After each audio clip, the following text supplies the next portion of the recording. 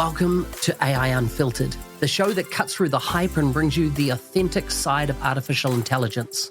I'm your host, Mark Smith, and in each episode, I sit down one-on-one with AI innovators and industry leaders from around the world.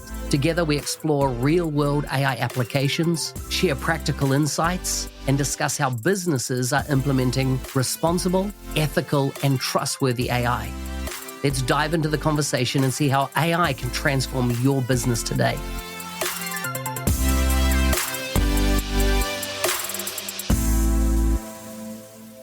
Welcome to the AI Unfiltered show. Today's guest is joining me from Hampton, New Hampshire in the US.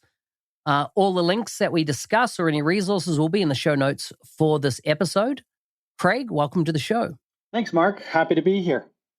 Good to be chatting with you. I always like to kick off my shows with food, family, and fun. What do they mean to you? And then we'll get into your background and what you're focused on. Sounds good. So food-wise, I don't cook. I like to eat, as you can probably tell, but I don't cook much. I do enjoy a good chicken wing now and again, that sort of thing. Don't drink much.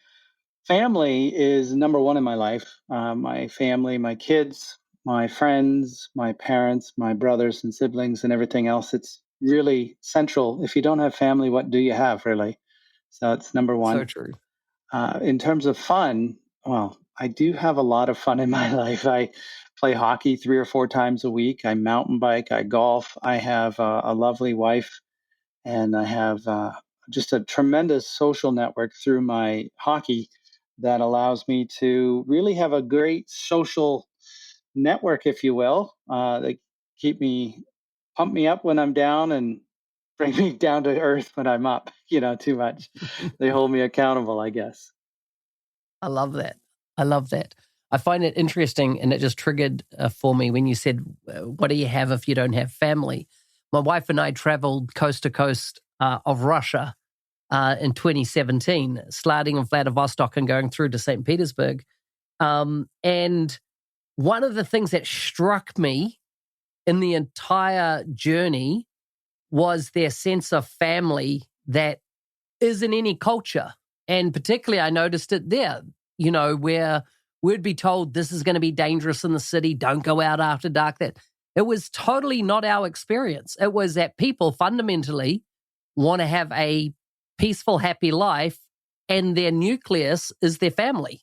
Mm-hmm. And it's just so refreshing outside of news cycles and things that everybody's bad and everything's bad out there, is that there seems to be this groundedness in family no matter what culture you go to. Yeah, I would agree.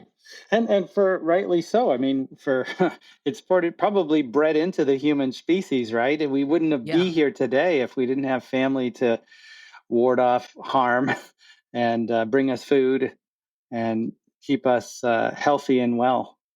Yeah, so true.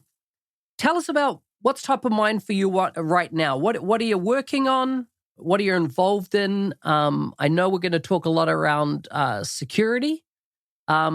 What's your world at the moment?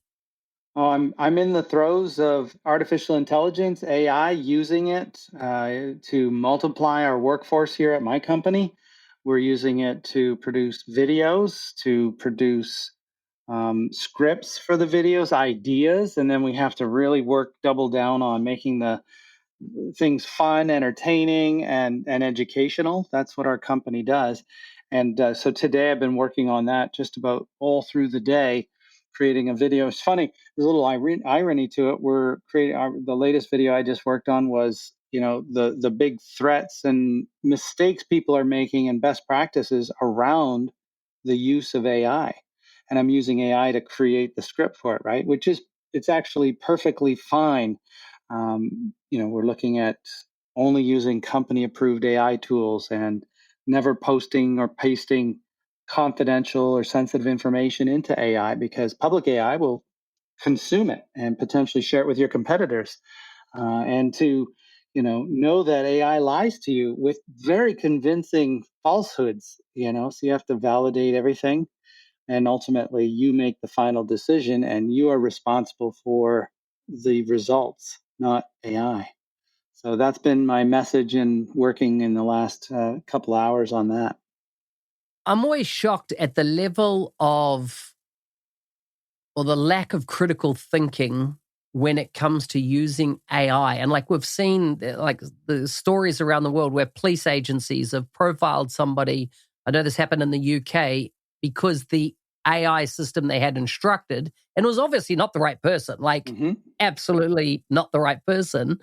But the fallback was, well, it was the system that told me. But like, look what your eyes are telling you as well. Like, use them together and apply some critical thinking. And it seems that we're seeing more and more of this lack of critical thinking when used with AI and whatever the use case might be. 100%. I mean, one of the things we didn't talk about in this video is the biases that are in AI. In the very example you gave, there's a company called Clearview AI, which most of the police companies of the world, forces of the world, are using to identify persons of interest. It was trained almost exclusively on white Anglo-Saxon males. So it performs dismally poorly on African Americans, on Chinese, on anyone outside that scope. And so to your point, you have it spitting out random nonsense for people of interest because it wasn't trained properly. If you ask it, any AI tool about Eastern philosophies, it'll give you some studied materials, but it's been trained largely on Western philosophy. Yeah. It's not going to tell you about the life after life and the Buddhism and have the same depth and the cultural beauty that's been fed into it in Western society, right? I tend to look at it as really a reflection of the world we live in, but it's my world where I live, right? It's not wasn't developed in these Asian foreign Yes. lands, and it's not been fed the bulk of there's not a huge Chinese literature that's been fed into these things. It's primarily English and Anglo-Saxon. So there are biases. Massive. If you go back 100 years, she was not. He was indicative of men and women. Madam and master, they were equivalent. They weren't. They're not equivalent. So language matters, and what we feed it matters, and there's inherent biases. 100%. I've just read, just at the tail end of last year, George Orwell's 1942. And what I found very interesting in there, and its parallels to today, is that one of the things that they decided to do was reduce down language. In other words, they would take words out of the dictionary, and each year the dictionary got smaller and smaller and smaller in society because they wanted to limit people's ability to think, and you need words to think, right, to have context and things like that.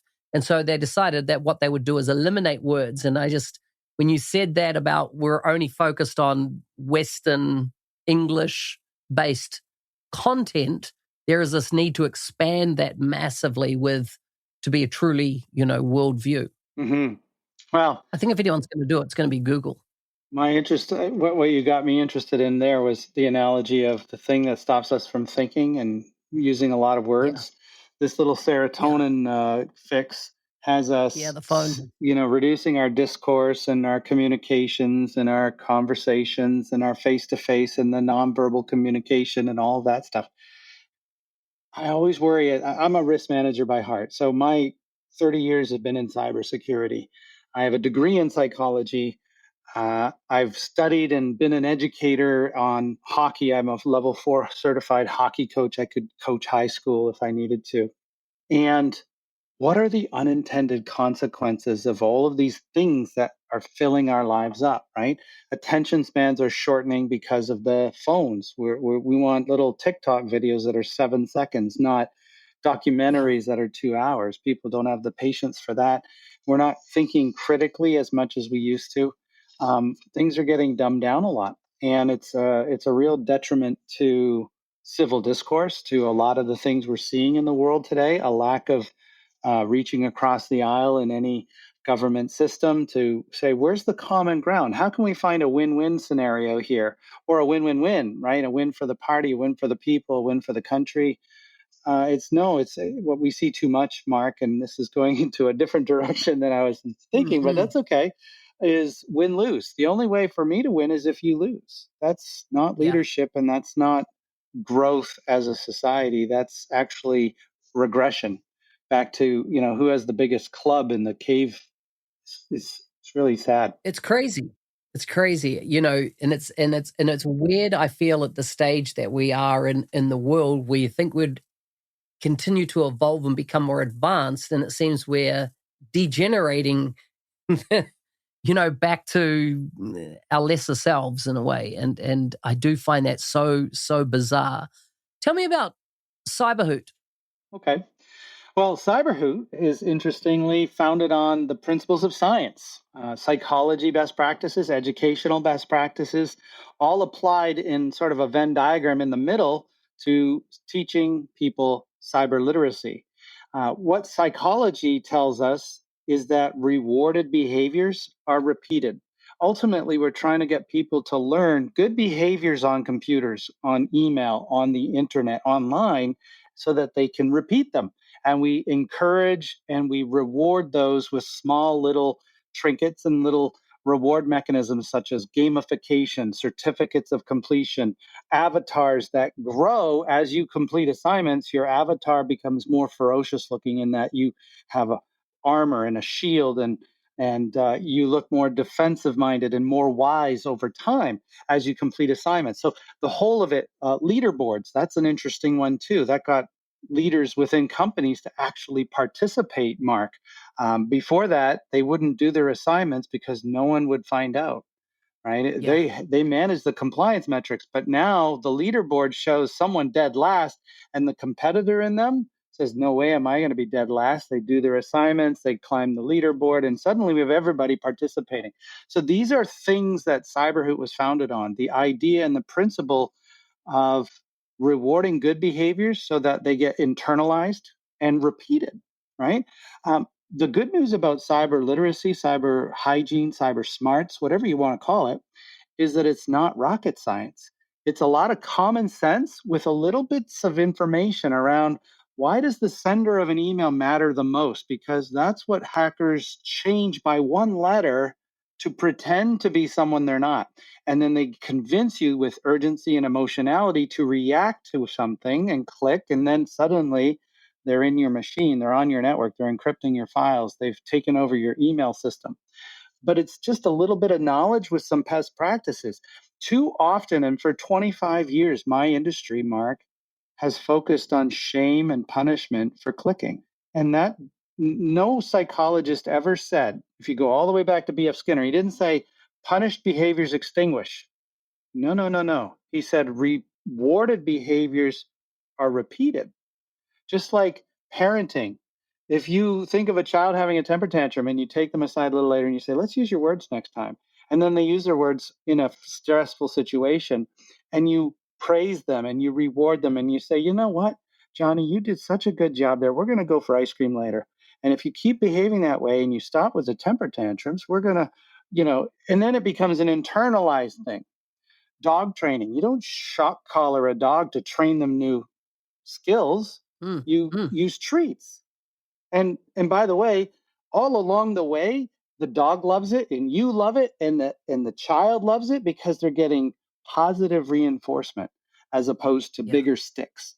So I don't understand why. Maybe most cybersecurity people had difficult upbringings. I don't know, but they seem focused for far too long on punishment theory, which doesn't work as a deterrent or as a behavior model change. So that's what CyberHoot was based on, is the positive reinforcement, little short episodes, a video once a month, a hootfish simulation that is very realistic to how hackers hack, going to the inboxes of users. And, we regularly see very, very high compliance, a high approval rating. So videos, they rate them upwards of 90%, even our AI generated videos. And our hootfish exercises, they get a little bit lower scoring because people are still trying to warm up to the idea of not being tricked and being walked through an exercise. But as time goes by, we see that goes up to as high as 75%. Is part of what you do, I see anybody operating this cybersecurity type place, there's a massive emphasis placed on external actors trying to infiltrate an organization. We're taught heavily how to do that. And it goes by the logic of a walled garden, if we can stop, have a gate. I know you can only get in the gate through only get in the garden through the gate. I just thought of Dublin there because that's where I first really came across these walled gardens. And the telecommunication industry showed us years ago is that if you could bypass that gate, you could get in there and there was no security inside the walled garden. There was nothing to detect that you're in there once you're in there. And a lot of the business failure is that we're really good at the gate in, but once somebody's in, and therefore the second part of that, what happened if you've got employees that are bad actors? How do you think about what's going on inside the organization and the risk profile it creates for the organization?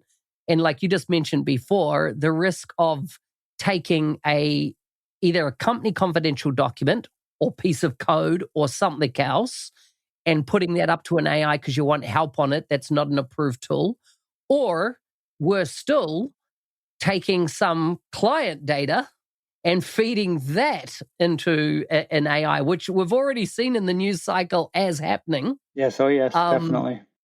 I remember a friend of mine at a conference was speaking, and he said, if your customers knew the way you treated their data, they probably wouldn't be your customer. Yeah. How do you think about that? So a little side note, in my AI video, one of the statistics that AI gave me, and I haven't validated this, but I was not going to use it, is that 80% of employees are putting confidential information into public LLMs. And I was like, that's way beyond normalized. That's everyone.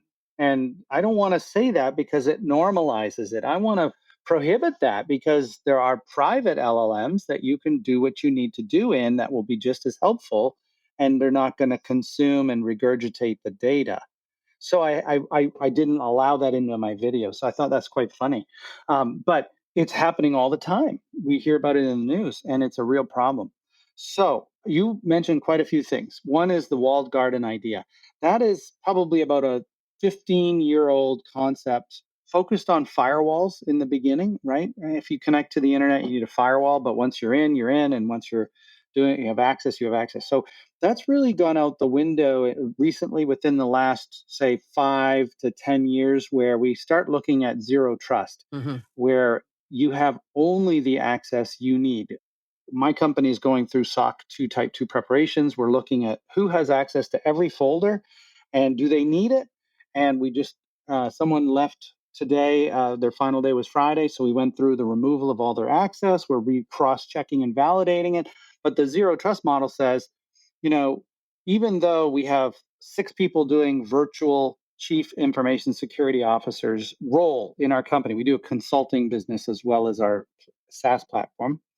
They should not have access to every vCISO client we have. We have, X number.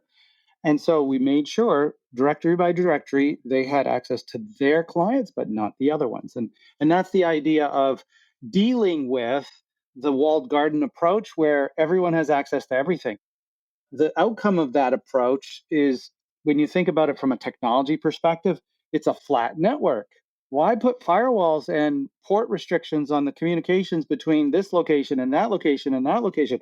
Well, if you don't want to have $1 billion bailout by the UK government of Range Rover, which was bought by Tata Motors, and they operated a pretty flat network where one ransomware event went everywhere, and they were, whatever the current status is, I don't know. But that's a bad management of, let's just keep a walled garden, right? That's the Titanic approach, right? We just got to make sure no iceberg ever breaks our hull. But if we want a submarine approach, we're going to segment all the different parts of the business so that one breach over here doesn't impact everything else, doesn't sink the whole submarine or the whole ship. That is what we've gone towards. Now, second part of your question was insiders.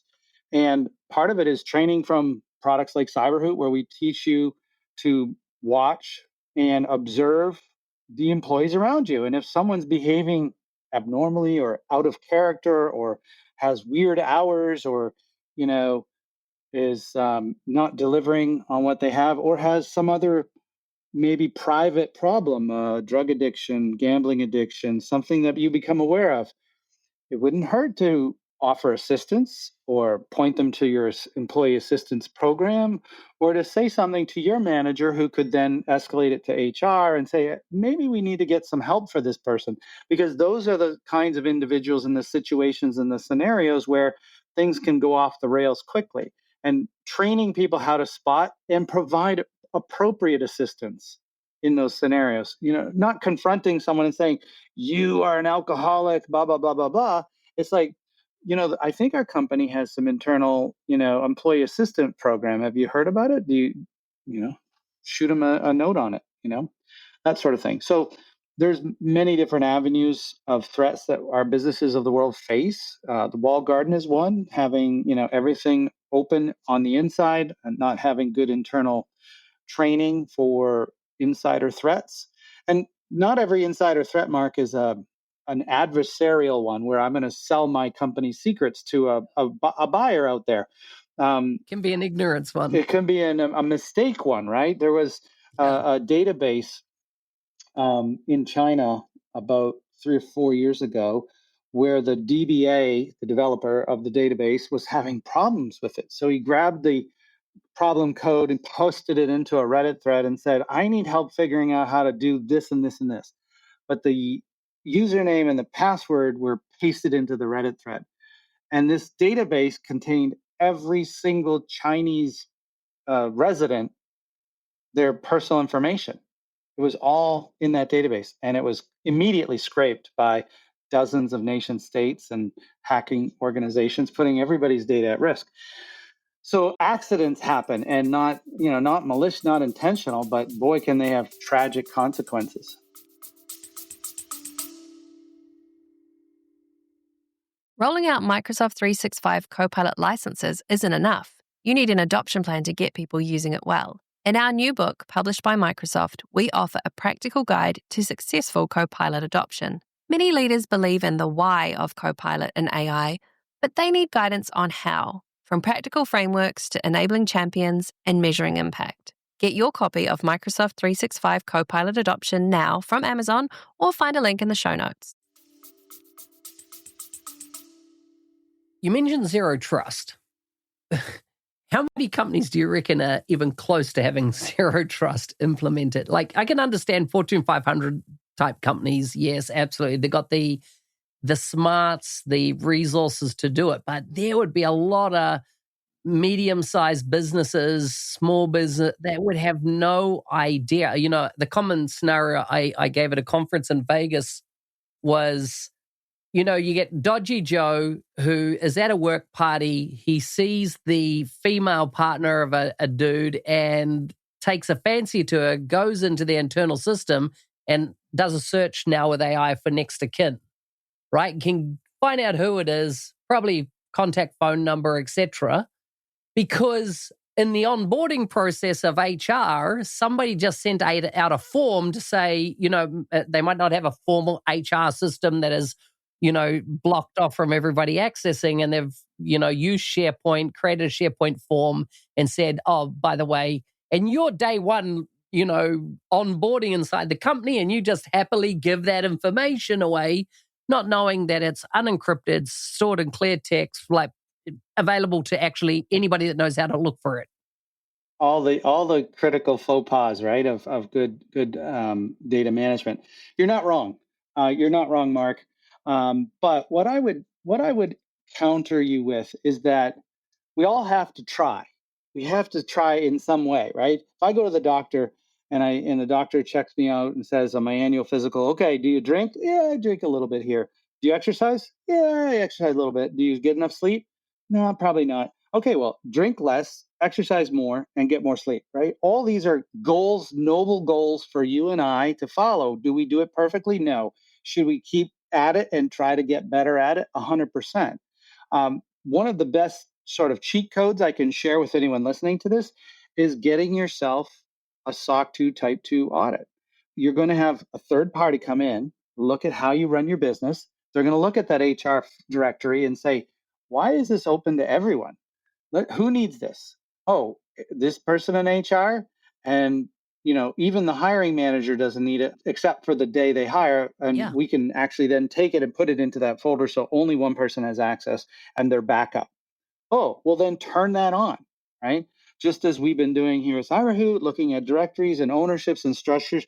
We don't publish all of our sensitive internal files to all of our employees here. We have a special founders only folder. We have another folder for HR related materials, and we've restricted access to it. And we're going to have a third party come in and just double check our work. Did we cross all our T's and dot our I's? And the act of preparing for that has uncovered a couple scratch your head moments, like, were we thinking through this properly? No. Okay. Are we perfect? No. Am I going to lose sleep over it? No, I'm going to fix it. So that's what I would suggest. Just like your doctor says, stop smoking. Okay, if you smoke, don't smoke, right? But get that third party review because it helps you organize and systematize your business. I think that would work well for a lot of companies. Yeah, I like that. It just, for me, straight away, that's an actionable step, right? That's that you can clearly take for your business. My last question as we go to wrap up is around non-technical security. And what I'm referring here is social engineering. Probably one of the oldest tricks in the book around, there's been movies done on it, etc. How do you think about street smarts for your employees when it comes to how they operate with maybe digital artifacts and assets, but maybe it's just a phone call that they're receiving? That's what, unbeknownst to them, it's a start of something. Well, the world is flat. There was a book written by someone important that said that line. My grandmother never locked her door in her farmhouse in Delma, Saskatchewan. When I would go visit her, she said, "Oh, nobody's going to come in, and everybody in town knows everybody, and no one's going to come in." And that was true for her, and it was probably just perfectly safe and okay. But in today's world, her front door is not a physical one anymore. Not yours, not mine. It's all a logical door. And that door is in downtown New York or Tokyo or Shanghai or anywhere. It is right there in front of 8 billion people, however many billion people. They can come knocking on it. They can open it. They can say, "What's inside? What's interesting?" A phone call could come in from anywhere, from anyone. And not only that, AI, artificial intelligence, can now produce voices and in the near future, probably video conference calls that impersonate the people we know and love because they've had a TikTok video or they've done one little voice recording, a podcast, and suddenly my son, my mother can get a phone call from me or a video call from me, and it's Craig, and he's been in a car accident and he needs immediately $5,000, right? So what do? Well, my mom would say, "Craig, what's our family safe word?"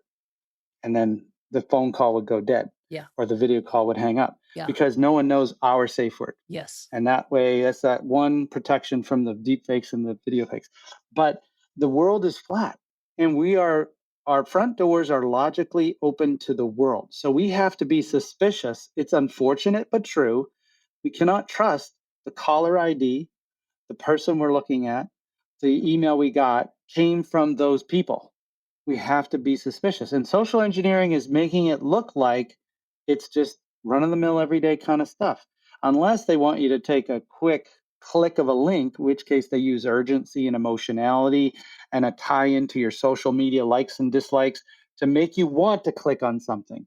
So if you ever get an email that makes you want to take an immediate action, pause, take at least a 3-second deep breath and ask yourself, does this make any sense?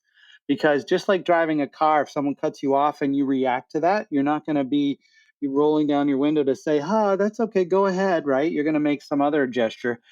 You don't want to react in ways that are putting yourself at risk. You want to react thoughtfully and importantly with a little bit of restraint. Yeah. Interesting. Just this weekend past, not knowing that I had this podcast scheduled, I had 3 phone calls from unknown numbers. And the latest iOS, on your phone has a feature that they introduced that if the number is not in your phone book, it plays them recorded messages and it doesn't even ring my phone. And they have to verbally say who they are, where they're from, what's the nature of the call. And only once they've done that will it ring my phone and I can pick up the call. So in all cases, we can see you're trying to change your blah, blah, blah. We're from, nah, sorry. The numbers coming from, one's from Estonia, one was from India, just random places that I'm like, what was interesting is that I've had my phone number for over 30 years. It's not even a full-length number. It's been around that long. And it's obviously been on websites and all sorts over my career.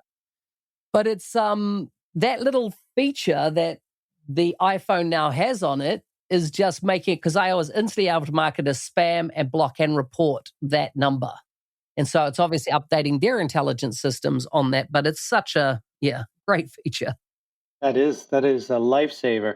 I used to get, like you, I would get 4 or 5 calls a day of people, because I'm the CEO of a company and my information's out there. It's in my signature, for goodness sake. I probably shouldn't do that.